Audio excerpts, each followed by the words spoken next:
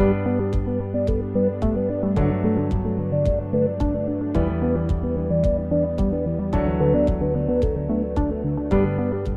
standing inside Pure Project Brewing in the beautiful city of Vista in San Diego County.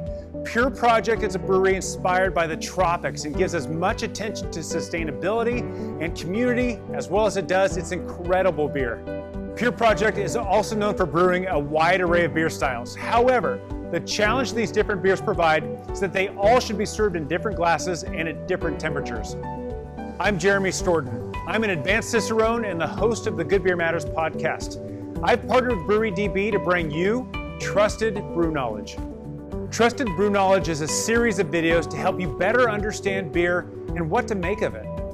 Today we're going to talk about the ideal glassware and serving temperature for different styles of beers, and we're also going to talk about why this matters.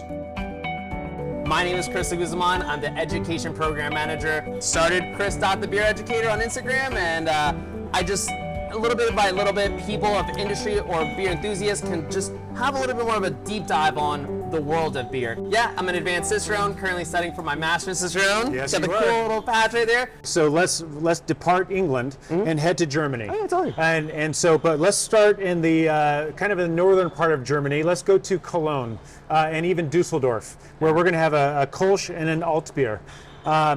What type of glasses do you expect to find in the city of Cologne? They're very similar to this, cylindrical. They go straight down instead of curve at the bottom. They don't have that much of a weighted base at the bottom. But Stange, it's small. It's, I think, was it 200 milliliter or something like that? I think it's like 500 to 700 milliliters, but it's basically like a tall chimney or highball glass, but shorter. Super short, quick drinking, and then by the time you're getting almost a quarter done, they'll actually give you another one. And you tell them when to stop serving you beer. So it's a quick, easy drinking. The one in Dusseldorf is a little bit bigger. There's a little bit of a competition with it.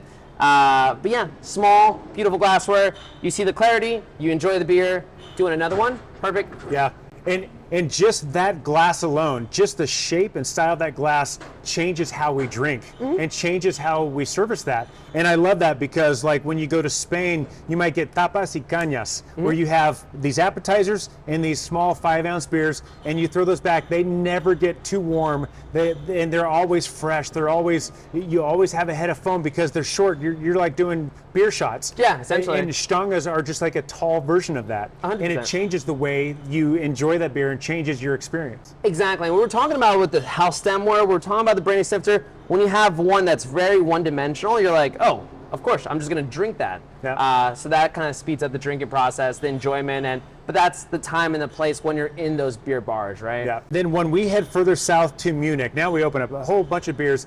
If we show up in the end of September, we're going to end up with a big Stein, a big Mass of beer, and that is meant for consumption because Oktoberfest is a 200-plus-year-old celebration of a wedding reception. We have to have a Munich Helles. We have to have a Dunkel. Sources say that the Willy Becker glass is the one that is the icon of beer styles like that. And that's cool because, like, sadly we don't have one right now. We used to have one when we started. But like that's an incredible glass. Showcases clarity, has a little bit more of a bulb, kind of like your Nonic, but without being so aggressive. It's a really versatile glass. Yeah, it's nice because you can get half a liter of beer in there and have room for foam in there, so you can have that aroma experience. The shape of it is just kind of like, it's almost like an oval with the ends cut off, and so it's a very simple glass, but it still has the shape to shoot those aromas into your nose. And a lot of great beer bars have that glass. And a thing to notice is like the fill line. You'll have breweries or the beer bars that will go a little bit bigger, so they allow for that beautiful head of foam. Because again, like we were saying from the very beginning, that foam just releases more aromatics. Give the people what they want. They want their aroma. And speaking of aroma and foam, we have to talk about Weiss beers and the Weizenweiss.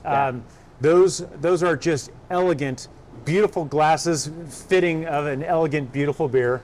Tell me about those glasses. They're massive. You know, if you ever see one in person, like you have this one, you're like, okay, cool, that's 17 ounces with an inch of foam. But then you have these like huge, elaborate, bulbous glassware. and you pour it, and then you pour it with vigor, and then you just have this rocky 2 to 3 inches of foam, and it's just releasing this beautiful banana, clove, sometimes little bubblegum characteristics tucked in, depending on the way they brewed it, the way they fermented it, and it just keeps that steady head on that bold part. You're enjoying it. You could do it with sediment, without sediment, rouse it up a little bit, any way you want. But yeah, they're really big glasses, but it's a momentous occasion because they take a lot of pride. Those high protein grains such as wheat, they create beautiful, stable head. Boom. And it's these Weizen beers that, to me, the pouring experience kind of comes along the line of wine. There's a certain way that you should present them, and you kind of nailed it already. But when you come in, you should present the beer and say, do you want yeast or no? And presuming that you do want the yeast, you pour half of it into the glass, and so it's nice and clear, and then you swirl the bottle and then pour it straight down the middle to get everything in there, and you get this huge head of foam that's going to stay there for hours. Isn't that the rad part? Well, at least minutes, you know, but it's going to be there a while. And that's where the aroma, this cloves and this bananas, it's banana bread in a glass with alcohol. It's just incredible. But there is a certain sexiness about the glassware. It's just like it should fit the occasion. It's wonderful. It really makes people turn around. There are art pieces. There's some are even hand done, and you're like, whoa, what was that? And that's what happened with time in beer, where in the mid 19th century, glass became a little bit easier to make, a little bit more affordable to make, and people were just like, what's that? Yeah. What's in that? They've never seen the color of their beer before. Essentially, yeah. And they finally did. It was glorious. Yeah, exactly. And then the rise of Pilsner. Yeah.